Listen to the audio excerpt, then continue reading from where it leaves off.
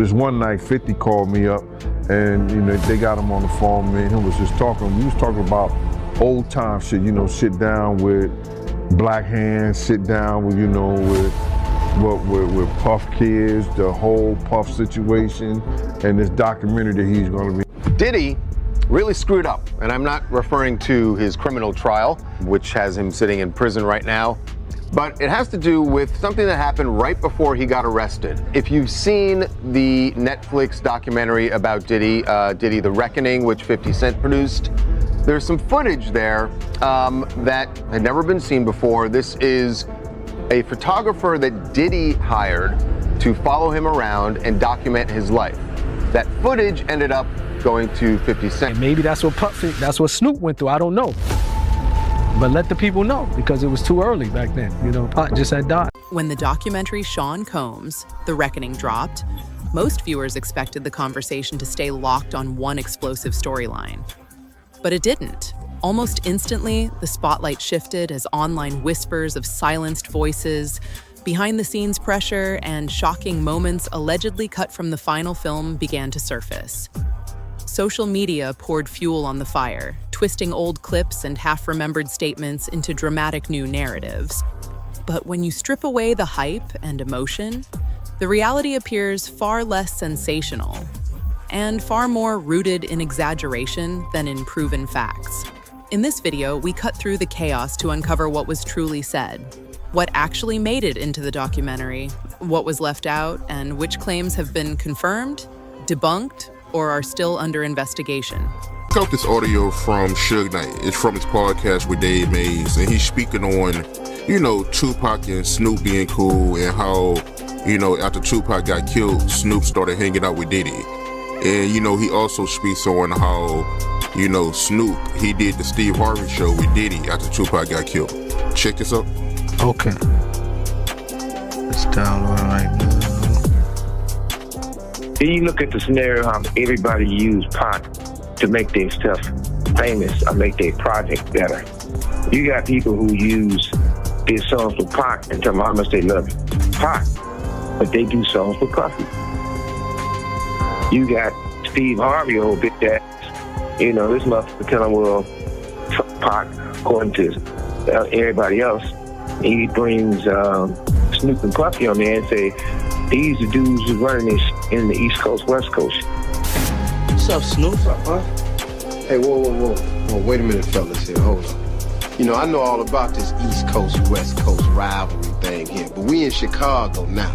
This rivalry stuff, we gotta stop it, man. We stop that, we stop a lot of this violence. Yo, Steve, check this, man. All that East Coast, West Coast stuff is a bunch of media hype. It's been my dog from day one, you know what I'm saying? It's all good between me and him. That's my people. Real, that's what we came in for. We came in to light it up and ride it up. We making this shit happen.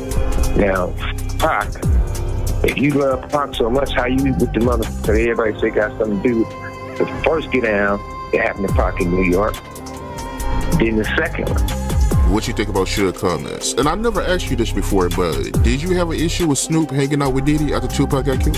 I always felt that was wrong. I'm gonna just keep it real. I'm talking about from that, like now, okay.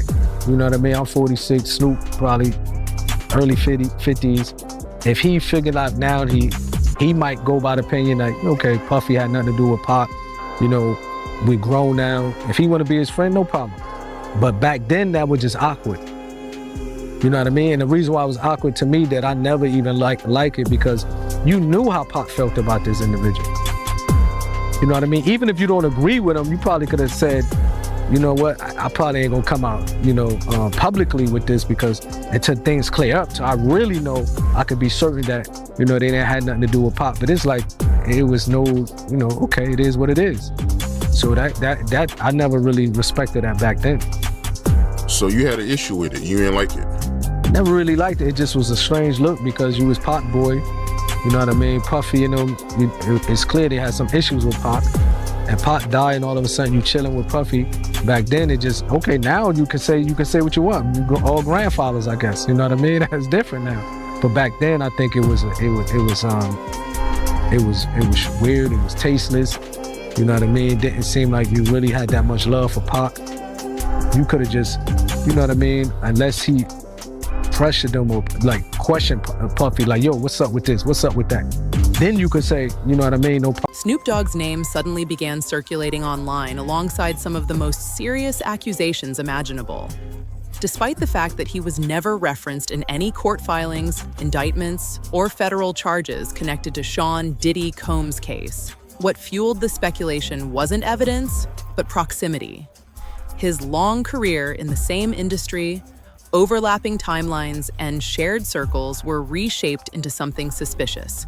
After the documentary's release, comments from a former bodyguard hinting that certain material didn't make the final cut ignited claims that key names, footage, and details were deliberately excluded.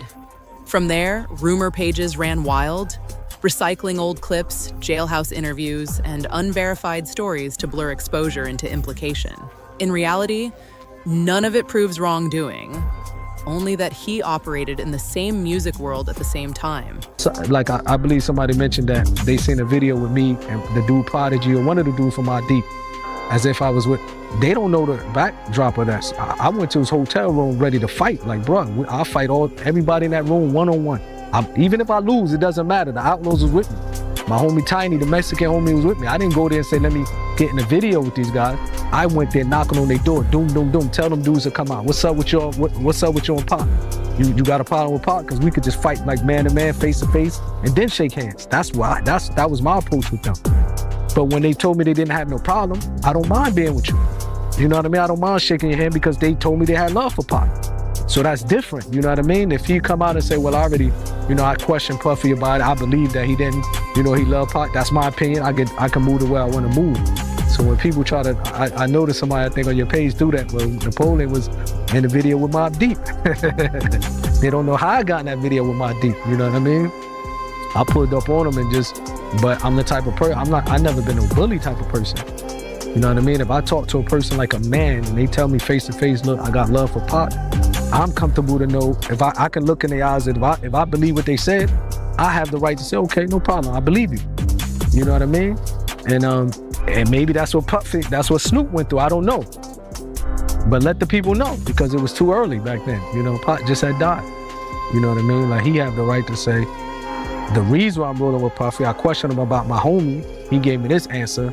So then he did what he had to do, but it just, you know what I mean? I never really agree with that, to be honest. The same way I couldn't be on the stage with him. When they wanted to do that tribute, I just couldn't do it. Like, I really felt in my heart. This is where the real danger begins. When stories drift away from reality, speculation replaces evidence, and suspicion takes the place of verified facts. The documentary was never framed as an expose of the entire music industry. It was clearly focused on one individual, tracing his rise to power, the influence surrounding him, and the documented actions that ultimately led to a conviction and a 50-month prison sentence. Every segment centered on confirmed accounts, patterns supported by records, and material grounded in the legal system. It did not accuse unrelated figures, nor did it imply criminal behavior without proof. The creators have consistently emphasized that only legally verified information was included, and claims that key details were intentionally withheld to protect others remain unsupported and unproven. He was doing a documentary thinking he was going to come out triumphant. Yeah, I didn't know that's how this started, is he started filming himself and getting this footage because he thought he was going to beat everything. Okay, Diddy that makes sense. Okay. Has a relationship with Netflix. I knew that. With Ted Sarandis. I saw that. Yes. Okay. And he's filming it there, but of course, when you get, obviously it wasn't a clean sweep on the prosecutor's side, but you're still going to prison. Yeah. He basically kind of scraps it. It's not also Netflix is saying, because they commissioned it, right? Netflix is saying, all right, cool, just turn over what you got, and what we'll do, we'll make it what it is, because we're just following reality. Diddy's like, well, hold on now. If I lost the case, I'm down to still do it with you, but I got to be able to control it. Now, Diddy was probably going to kind of shape this doc to make it look like, hey, this was malicious prosecution. They kind of went really hard at me. Mm-hmm. I'm not a perfect guy, but I am a good guy. Yeah. And Diddy was like, I need to be able to craft it. And Netflix was like, no, you're not. And he's like, well, my question is, did he sign the footage over to Netflix so they own it? Like, how were they able to do this without his? No, but he didn't pay for it. So essentially, they're calling it a payment error. So essentially, the deal falls apart, or he's like, yo, we're not going to do this. So awkward. And the people who did the work that have all this footage, they're like, so wait, you told us to film because this is going to be on Netflix. Now you're saying Netflix doesn't exist, and we're not getting paid because Diddy was going to pay with Netflix money. And Netflix realized this, and they went to the filmers and said, hey. If anything, the documentary showed remarkable restraint in an era driven by shock value headlines, deliberately avoiding names and limiting speculation to what could be supported by credible evidence and official records. Yet, despite that careful approach, rumors of hidden footage and secret omissions continued to spread. The reality is simple. No court documents mention Snoop Dogg. No verified videos have ever surfaced. And no investigators have identified him as a person of interest. In fact, after the film's release, Snoop publicly supported 50 Cent, standing with him openly and without hesitation. That kind of visible backing hardly aligns with the narrative of fear, silence, or someone trying to distance themselves from potential fallout. To look at this through the prism of a modern-day rhetorical genius. A modern-day rhetorical genius. We're talking about the one, the great, the 50 Cent. All right, this guy's skill at rhetoric is absolutely next level. And this totally ties in with, how he famously is a big fan of Sun Tzu, The Art of War. Now, rhetoric with a capital R, I can just give you the definition of that. That's basically public speech, particularly public speech that is to persuade. Any persuasive public speech is rhetoric, right? Now, we kind of break that down into two subcategories of rhetoric with a lowercase r and dialectic. Rhetoric is essentially everything else, and really what moves the needle with like 97% of people and 100% of groups, okay, is in fact rhetoric with the lowercase r. So again, stuff like this, 50 Cent is an absolute master of. Basically, he dropped this doc, this 50, this Sean Puffy Combs doc, and it's just kind of set the internet on fire. It's beating out Stranger Things. Like, it's a wild ride to watch, right? And one of the things that he does is he breaks down Diddy's character on Diddy's own terms. One of the most viral claims traces back to a person who alleged they possessed flash drives linked to a deceased high-profile figure, hinting that the files contained private information about major celebrities. Almost immediately, online speculation rushed to fill in the gaps, dragging names like Snoop Dogg into the narrative without a shred of verified context. Authorities have never confirmed the existence or contents of these drives, and the family publicly dismissed the claims as false. No credible records, videos, or illegal material have ever surfaced connecting Snoop to anything remotely unlawful. Yet conjecture snowballed into assumption, assumption into headlines, and headlines into accepted truth. In reality, unverified rumors hold no legal weight. And as of December 2025, there is still zero evidence that Snoop Dogg has been questioned, investigated, or involved in any legal action whatsoever. Because he wanted them to both Suge and Pac. In the car? They only Pac, and they don't Suge. So allegedly, they got paid $500,000. The $500,000 was paid to the guy on the right, all the way to the right. You see the guy on the right? Corey. He's the one allegedly that got the $500,000. And that money never went to Keefe D or anybody else. The guy on the left is the one that stole the chain, the chain, which was a Death Row Records chain. That's a way of saying I got your rapper's chain. Because if you were one of the guys, Death Row. So long story short, this whole thing isn't recording that he said this. So what does Diddy do? Rob, can you pull up this song? It's a song called Black Rob featuring Mark Curry and Mario Winans. If you can just type in lyrics, okay? So he gets $1 million. Can you go to the lyrics? And Diddy's in the lyrics when he gets started. Go a little bit lower.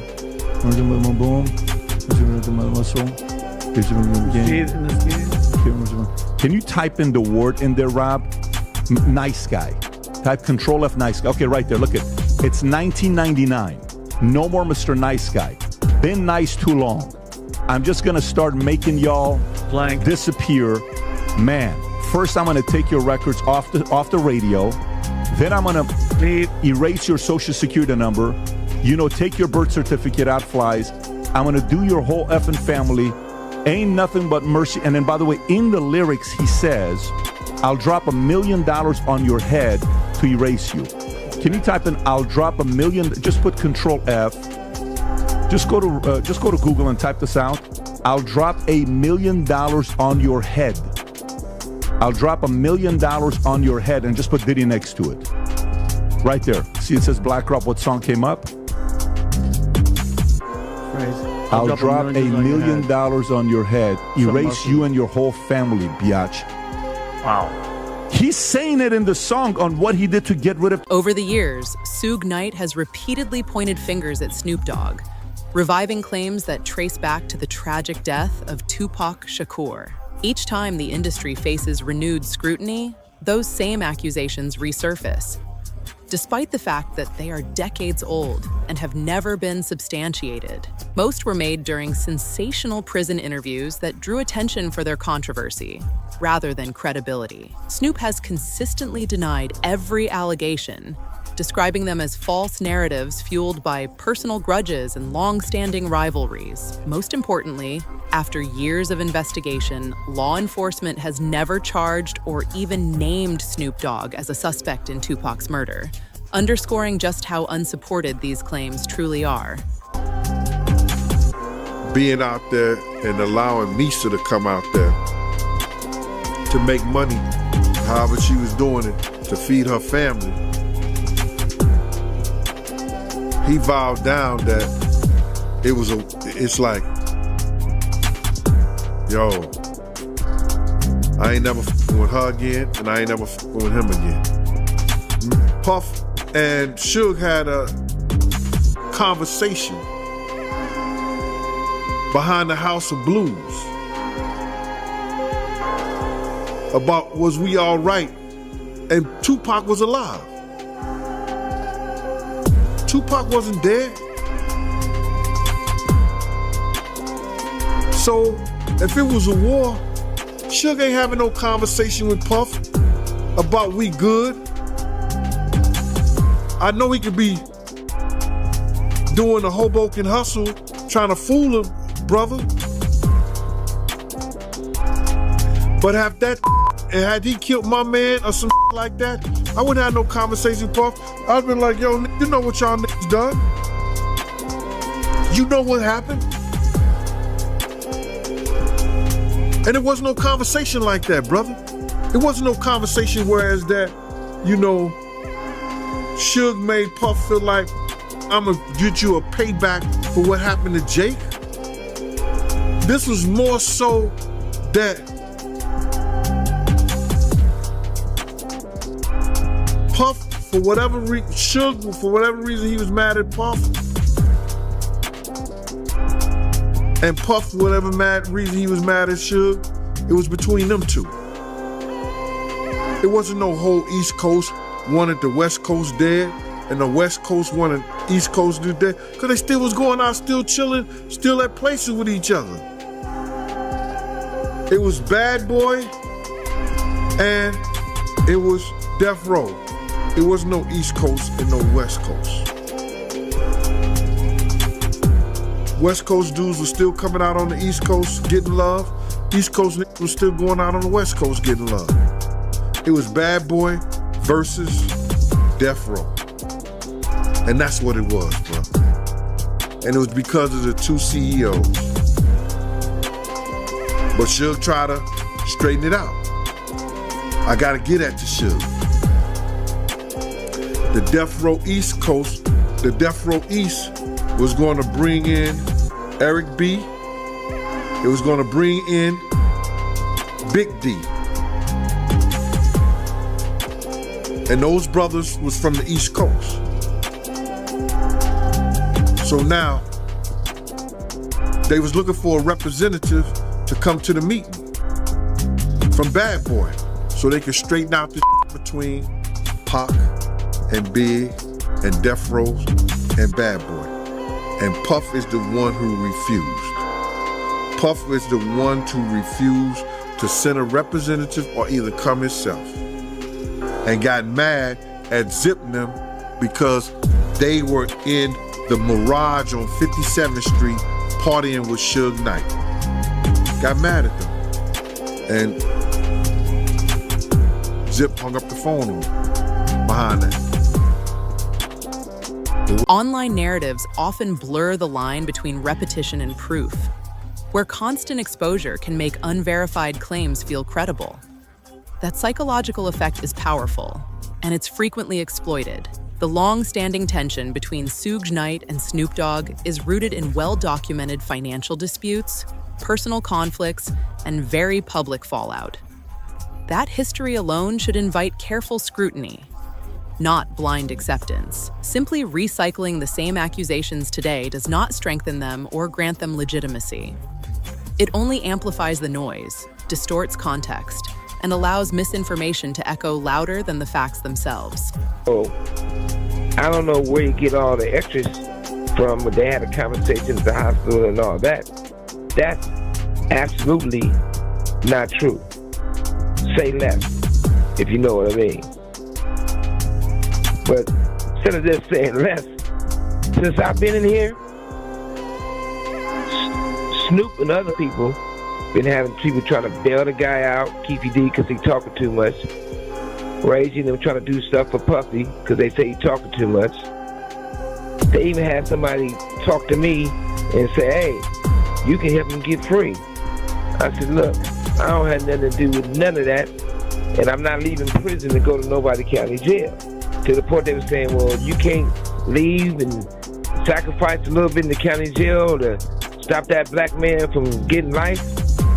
Hell the no. I ain't wishing bad on him at all, because I don't want to see nobody go to prison. And like I told you last time, since I find out more details about certain things, I probably would go to the Vegas County Jail if me and Keefy D with Sellies. We'd have a good conversation after I give him, 6 upside his head, another 6 in his body, and another 2. But yeah, that's different than happened with Snoop didn't go to the hospital. Even a brief look at the facts dismantles the viral claim that Snoop Dogg went silent after the documentary's release. In reality, he remained highly active, posting regularly about music, business, and life, and even publicly showing support for 50 Cent. The illusion of his disappearance was created by selective attention, where anything contradicting the rumor was simply ignored. Snoop didn't retreat from the spotlight, shut down his accounts, or issue panicked statements. Instead, he stayed focused on his ventures, including Death Row Records, choosing progress over engaging with baseless speculation. Just got out the gym, doing my workout, boxing. Suge, you right. History would repeat itself. Cause nigga, you wasn't the only nigga in the room, nigga. You wasn't by yourself. There was other people in the room too. I'm not gonna say no names cause like you said, we don't talk. So why you on here talking? Let that go, man. And as far as Snoop and Corrupt writing my album, you ask them niggas that. Them niggas ain't wrote my album. Corrupt helped me with Do You See? Snoop helped me with This DJ. Other than that, everything else I wrote. So that's where you wrong at again. And as far as the tough guy, do you recall when we was at the World Club and the said Death Row and NWA? Who fired on that? Me.